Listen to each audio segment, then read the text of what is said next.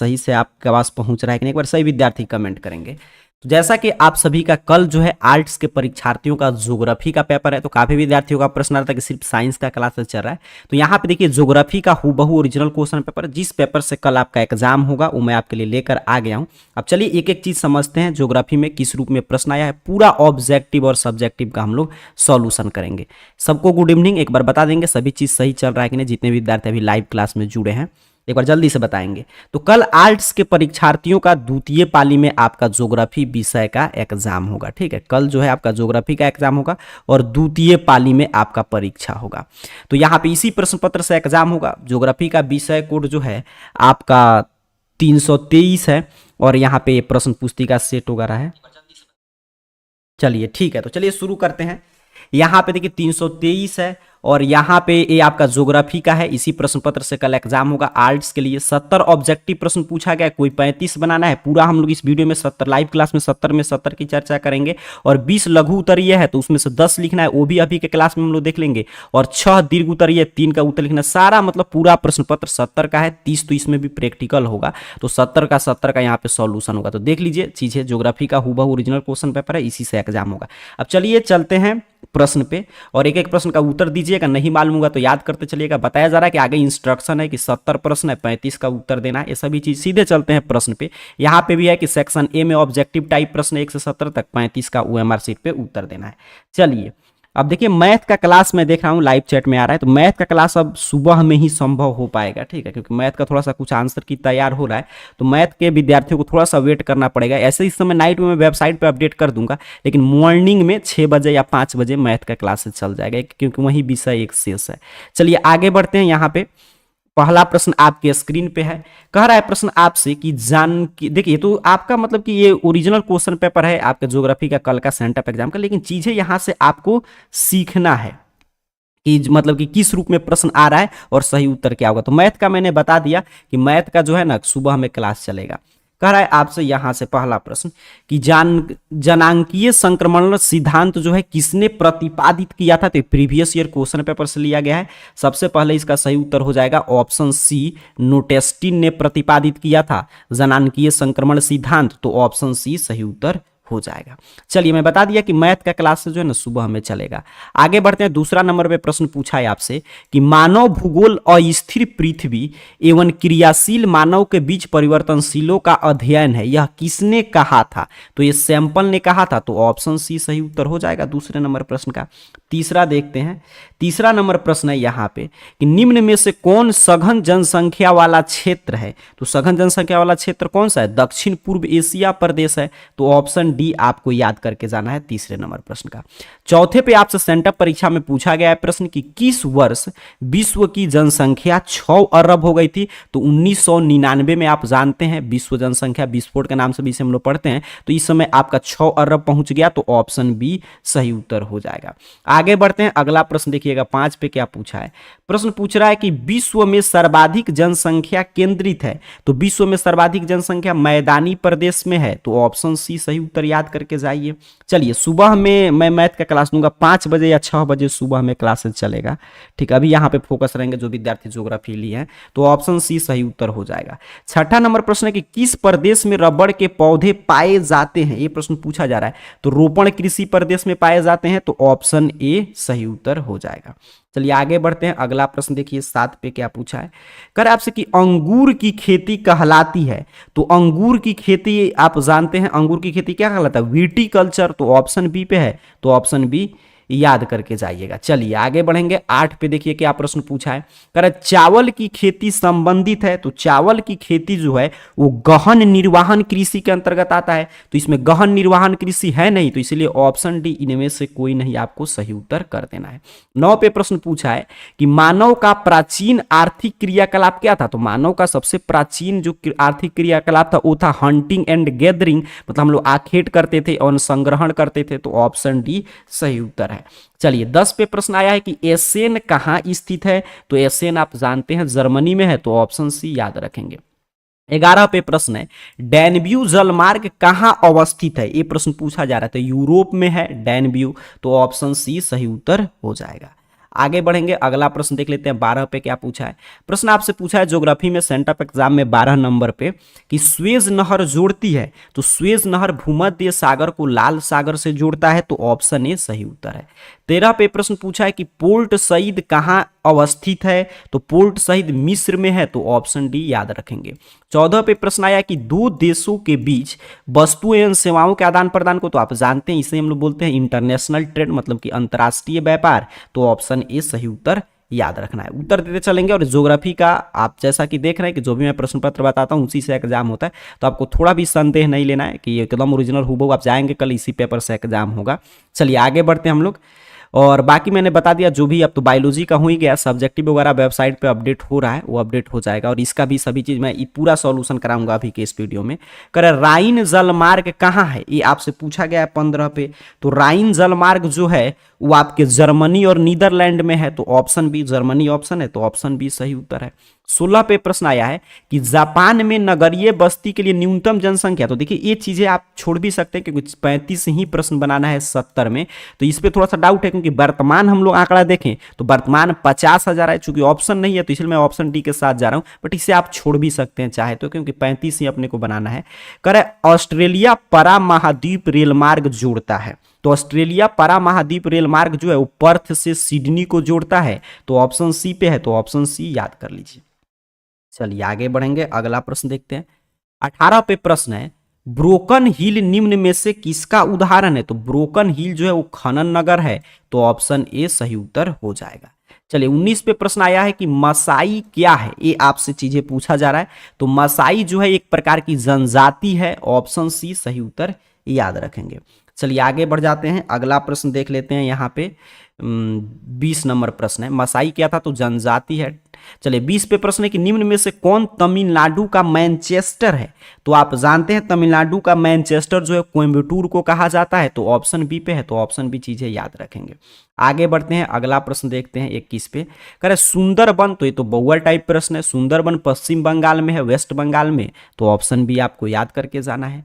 22 पे प्रश्न आया कि भारत में नगरीय बस्ती के लिए न्यूनतम जनसंख्या, तो भारत में नगरीय बस्ती के लिए न्यूनतम जनसंख्या 5,000 होना चाहिए, तो ऑप्शन बी सही उत्तर हो जाएगा। कह रहे अंकलेश्वर तेल क्षेत्र कहाँ अवस्थित है, 23 पे पूछा गया है, तो अंकलेश्वर गुजरात में है, तो ऑप्शन सी सही उत्तर है, याद रखेंगे। ठीक है, कहाँ है, गुजरात में। कह रहे हुबली किस राज्य में अवस्थित है, तो हुबली जो है वो कर्नाटक में है, तो ऑप्शन बी आपको समझ के रखना है। 25 पे प्रश्न है यहाँ पे कि तेलंगाना राज्य की राजधानी कहाँ है, तो हैदराबाद है, ऑप्शन बी सही उत्तर हो जाएगा। चलिए आगे बढ़ते, देखिए प्रीवियस ईयर क्वेश्चन पेपर से मैं जो भी पेपर सॉल्यूशन करा रहा हूँ, चाहे साइंस का मैं देख रहा था या यहाँ पे ज्योग्राफी का, आर्ट्स का, पॉलिटिकल साइंस का था, तो चीजें काफी जो है प्रश्न रिपीट कर रहा है, ये आपको समझ के रखना है। ठीक है, तो इसलिए प्रीवियस ईयर, ऐसे तो इस चैनल पे अब इंटर का बैच शुरू हो ही गया है, तो उस समय जब स्टैंडअप एग्जाम बीत जा रहा है तो हम लोग सभी चीज कवर कर लेंगे। निम्न में से कौन मुक्त आकाश नीति से संबंधित है, ये प्रश्न पूछा गया है, तो वायु परिवहन है, आप जानते हैं मुक्त आकाश नीति से, तो ऑप्शन ए सही उत्तर हो जाएगा। 27 पे प्रश्न आया है कि ग्रामीण बस्तियों में किस प्रकार का कार्य प्रधानता होती है, तो ग्रामीण बस्ती में कृषि होगा, ऑप्शन ए याद करके जाइए। चलिए आगे बढ़ेंगे, अगला प्रश्न देखते हैं क्या पूछा है आपसे। 28 पे प्रश्न पूछा जा रहा है कि हरित क्रांति संबंधित है, तो हरित क्रांति जो है वो खाद्यान्न उत्पादन से संबंधित है, तो ऑप्शन ए सही उत्तर हो जाएगा। चलिए आगे बढ़ेंगे, अगला प्रश्न करे कि उत्तर भारत में सिंचाई का मुख्य स्रोत तो नलकूप है, आप जानते हैं उत्तर भारत में सिंचाई का मुख्य स्रोत क्या है, नलकूप है, तो ऑप्शन सी सही उत्तर है। 30 पे प्रश्न आया है कि सलेम संबंधित है, तो सलेम जो है वो आपके इस्पात से संबंधित है, तो ऑप्शन ए चीजें आपको याद रखना है। चलिए सलेम किससे संबंधित है, इस्पात से।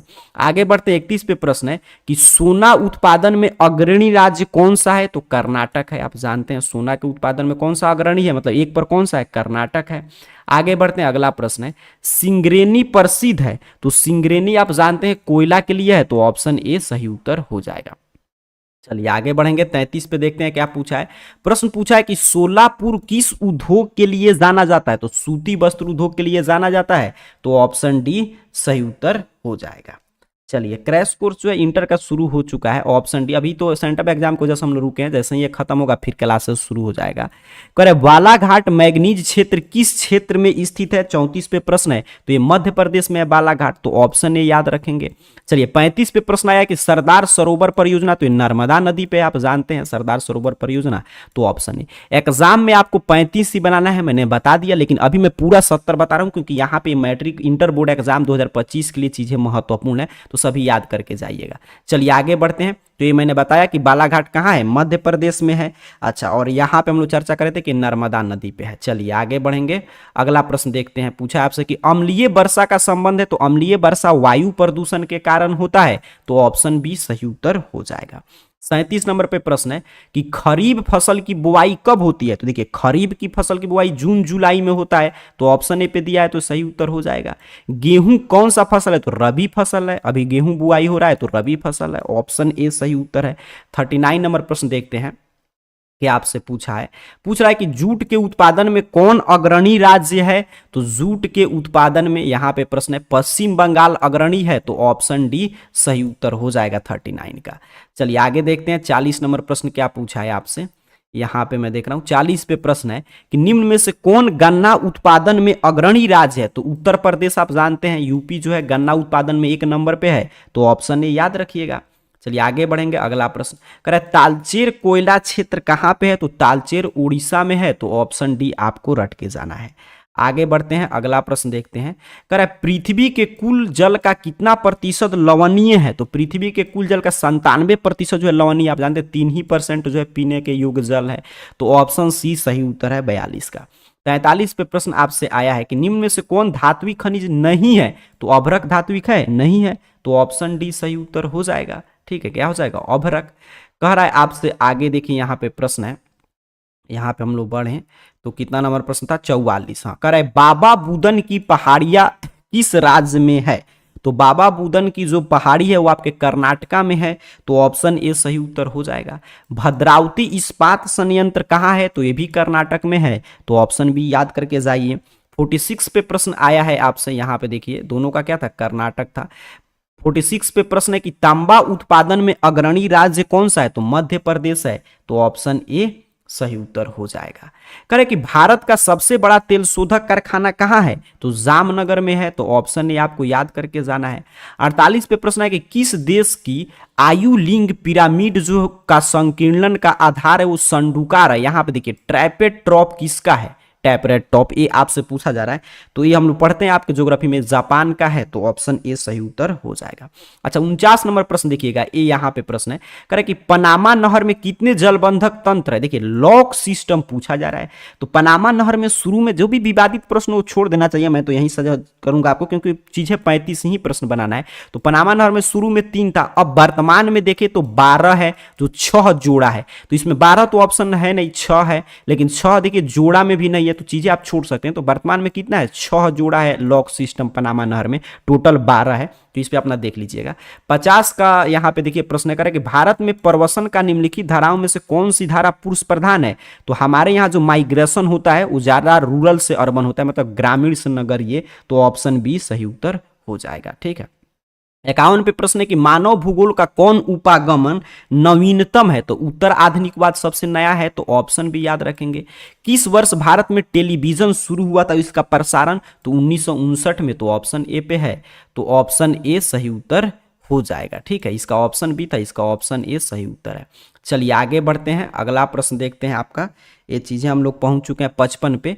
करें निम्नलिखित में कौन मानव विकास का स्तंभ है, 54 नंबर प्रश्न है, तो समता, सतत पोषणीय सशक्तिकरण सभी है, तो ऑप्शन डी सही उत्तर याद रखेंगे। 55 पे प्रश्न है कि राष्ट्रीय जलमार्ग संख्या 2 का विस्तार, तो 2 का विस्तार कहां से कहां तक है, सदिया से धुबरी तक, तो ऑप्शन ए याद करके जाइए। ठीक है, सदिया से धुबरी तक। चलिए आगे बढ़ते हैं, अगला प्रश्न देखते हैं यहाँ पे 56 नंबर। निम्नलिखित बंदरगाहों में किसे अरब सागर की रानी के रूप में जानते हैं, तो कोची को जानते हैं, तो ऑप्शन बी याद रखेंगे। चलिए 58 नंबर प्रश्न है यहाँ पे, यहाँ पे 56 था, 57 नंबर यहीं पे है। कह रहा है कि परिवहन का कौन सा साधन दरवाजे दरवाजे तक सेवाएं प्रदान करता है, तो परिवहन का कौन साधन जाएगा, सड़क परिवहन। आप जानते हैं दरवाजे तक कौन जाएगा, सड़क परिवहन। तो ऑप्शन ए याद रखिएगा, ऑप्शन ए रोड ट्रांसपोर्ट सही इसका उत्तर था। 58 पे है कि निम्न पतन में कौन भारत के पश्चिमी तट पे है, तो मुंबई, गोवा, ये सभी भारत के पश्चिमी तट पे है, तो ऑप्शन ए सही उत्तर हो जाएगा। अब देखिए यहाँ पे मैं दिखा दे रहा हूँ 58 के बाद सीधे जो छात्र मेरे पास प्रश्न का यहाँ पे स्क्रीनशॉट लेकर भेजा है, सीधे 65 भेजा है, जो पढ़ा नहीं रहा है, लेकिन चीजें 35 ही बनाना है, तो मैं काफी प्रश्न आपको बता दिया। आइए अब देखते हैं 66 प्रश्न आया इसका उत्तर। कह रहा इटरासी उदाहरण है, तो इटरासी जो है वो परिवहन नगर का उदाहरण है, तो ऑप्शन ए याद रखेंगे। 67 पे प्रश्न आया है कि निम्न में कौन प्राचीन नगर का उदाहरण नहीं है, देखिए कौन नहीं है, तो जमशेदपुर आप जानते हैं नहीं है, तो ऑप्शन बी सही उत्तर याद करके जाना है। 68 पे प्रश्न आया कि डेसिबल से क्या मापते हैं, तो वायु प्रदूषण डेसिबल से मापते हैं, तो ऑप्शन बी सही उत्तर, सॉरी डेसिबल से क्या मापते हैं, तो ध्वनि प्रदूषण मापते हैं, तो ऑप्शन डी सही उत्तर हो जाएगा। ठीक है, कितना का साउंड रहेगा तो कितना डेसिबल का तो ध्वनि प्रदूषण होता है, तो ऑप्शन डी सही उत्तर हो जाएगा। चलिए आगे बढ़ते हैं, अगला प्रश्न देखिए। कह रहा है आपसे कि भद्रावती का संबंध है, तो भद्रावती का संबंध लौह इस्पात से है, तो ऑप्शन ए आपको याद करके जाना है। 70 नंबर प्रश्न है कि कौन रेडियो सक्रिय पदार्थ है, तो थोरियम रेडियो सक्रिय पदार्थ है, तो ऑप्शन बी याद रखिएगा। तो मैं पूरा 70 में 70 ऑब्जेक्टिव करा दिया, 35 ही कोई जो भी आपको मन हो इच्छा हो बना लीजिएगा, और बाकी में चलिए सब्जेक्टिव वगैरह का उत्तर। और जो भी विद्यार्थी यहाँ पे मैं देख रहा हूँ लाइव चैट में लिख रहे हैं कि मैथ वगैरह का क्लास है, तो मैथ का क्लास चला कल मॉर्निंग में, सुबह में 5 बजे मैं कोशिश करूंगा मॉर्निंग में, या लेटेस्ट 6 बजे तक अपडेट कर दिया जाएगा, क्योंकि मैथ ही शेष है। ठीक है, तो जो भी विद्यार्थी मैथ वगैरह के लेकर प्रश्न कर रहे हैं, तो मैथ का क्लासेस जो है वो सुबह में अपडेट कर दिया जाएगा। अब देखिए यहाँ पे मैं क्या बता रहा था कि सब्जेक्टिव का उत्तर देखना है आपको, ज्योग्राफी का पूरा ऑब्जेक्टिव और सब्जेक्टिव का, तो सिंपल सा आपको अपने मोबाइल फोन का कोई भी ब्राउजर ओपन करके गूगल सर्च बॉक्स में आइए, और इस चैनल का नाम जैसे मैं आपके सामने देखिए लाइव क्लास में सर्च करके दिखा रहा हूँ, AR कैरियर पॉइंट टाइप करके सर्च कीजिएगा, आपके सामने सर्च रिजल्ट आ जाएगा, और arcareerpoint.com वेबसाइट इस तरह शो होगा। सिंपल सा आपको इस वेबसाइट पे क्लिक कर देना है। यहाँ पे आप जैसे ही क्लिक करेंगे आपके सामने देखिए ऑफिशियल वेबसाइट इस रूप में ओपन हो जाएगा। नीचे की तरफ आइएगा, आ जाइएगा क्लास 12 कैटेगरी में, कल का जो भी पेपर है जैसे मैथ, जीव विज्ञान, भूगोल सबका है, तो भूगोल की अभी हम लोग चर्चा करें, तो भूगोल पे मैंने आपके सामने यहाँ पे क्लिक किया। यहाँ पे क्लिक करेंगे तो भूगोल एग्जाम को लेकर एक एक जानकारी ये ओपन कर देगा, जैसे कि क्या एग्जाम है, किस रूप में देखिए प्रश्न पत्र आया है, पूरा जानकारी है, किस शिफ्ट में पेपर होगा, पूरा देखिए 70 में 70 का सही उत्तर है, कोई यहाँ से 35 देखकर आप बना लीजिएगा। यहीं पे नीचे की तरफ आप बढ़ेंगे तो यहाँ पे सब्जेक्टिव क्वेश्चन का डाउनलोड वगैरह का लिंक है, या यहाँ पे चीज़ें कुछ देर बाद आपको अपडेट मिलेगा, तो यहाँ से देखकर भी लिख सकते हैं। तो मैं पूरा इस ज्योग्राफी का पेपर का सॉल्यूशन करा दिया, बाकी ऑब्जेक्टिव सब्जेक्टिव arcareerpoint.com वेबसाइट के क्लास 12 कैटेगरी से आकर देख लीजिए, यहाँ पे ज्योग्राफी वाले पोस्ट पे क्लिक करके। ठीक है, और कोई आपको मन में प्रश्न है तो आप पूछ सकते हैं।